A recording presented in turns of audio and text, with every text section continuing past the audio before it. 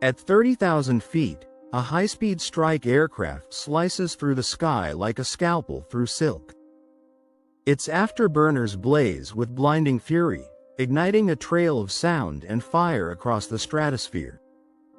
The pilot, locked into his oxygen mask, watches his instruments as the jet surges past Mach 1.5. In this moment, everything is about brute force. The mission demands speed, outrun radar locks, penetrate enemy airspace, and deliver payloads with surgical precision. It's the supersonic dash, fast, loud, unmistakable. But as the aircraft completes its run, the mission changes in an instant. Enemy radar coverage is thick. Surface-to-air missile sites are active. Drones and electronic surveillance aircraft roam the skies, scanning for heat signatures and acoustic anomalies.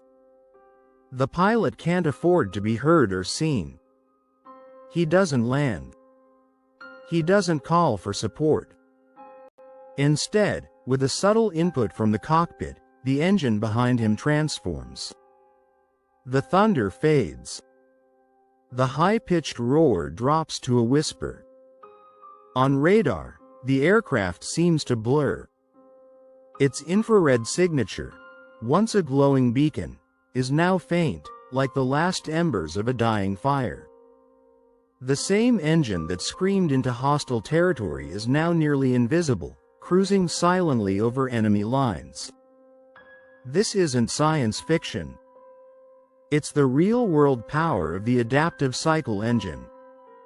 For over half a century, aircraft propulsion came with a fundamental trade-off. You could build an engine for thrust, raw, overwhelming power that tears open the sky. Or you could build an engine for efficiency, long range, lower temperatures, and quiet operation. But you couldn't have both. Fighter jets needed to choose between speed or endurance. Between high performance and fuel conservation. Between dominance and survival. Adaptive cycle engines obliterate that limitation. They are not one engine, they are many, housed in a single body of titanium and composite alloys. These engines don't just respond to throttle input, they analyze mission demands and shift modes mid-flight, adapting airflow in real time like a living, breathing organism. To understand how, you need to peek inside the heart of the engine itself. Traditional fighter jet engines use a two-stream turbofan configuration. Air enters the front intake and splits, part of it gets compressed, ignited, and expelled through the hot core, creating thrust. The rest bypasses the core entirely, flowing around it to help cool the engine and add secondary propulsion.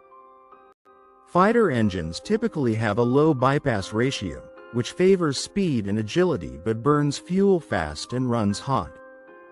Now imagine a third stream, a third path that air can take, entirely separate from the hot core and bypass stream.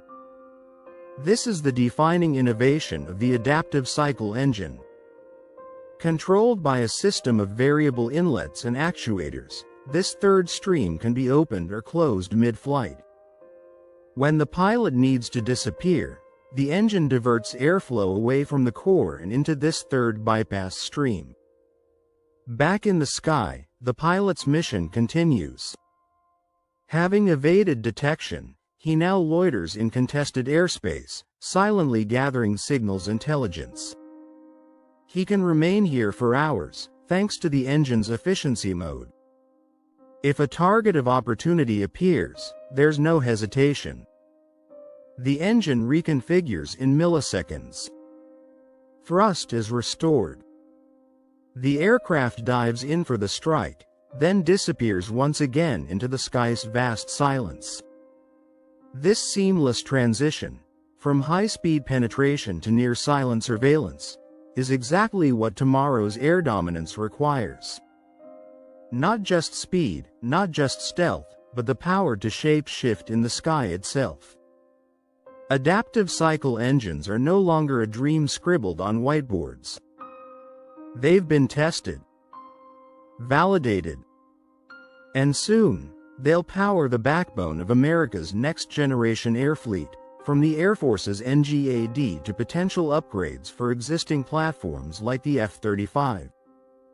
The battlefield is evolving faster than ever. Hypersonic missiles, drone swarms, and AI-enabled adversaries demand machines that can outthink and outmaneuver in real time. In this new era, propulsion is not just about moving through air, it's about controlling the very terms of engagement. So the next time you see a fighter jet carving contrails across the sky, remember, what looks like a machine is actually an organism. One that breathes, adapts, and transforms mid-mission. And if that vision of airborne evolution thrills you as much as it does us, be sure to like this video, subscribe to the channel, and hit the bell icon so you don't miss our deep dives into the future of defense and aerospace. From morphing wings to AI co-pilots, there's a whole new era of aviation taking off, and it's happening faster than you think. Because in the skies of tomorrow, power isn't just speed. It's adaptation.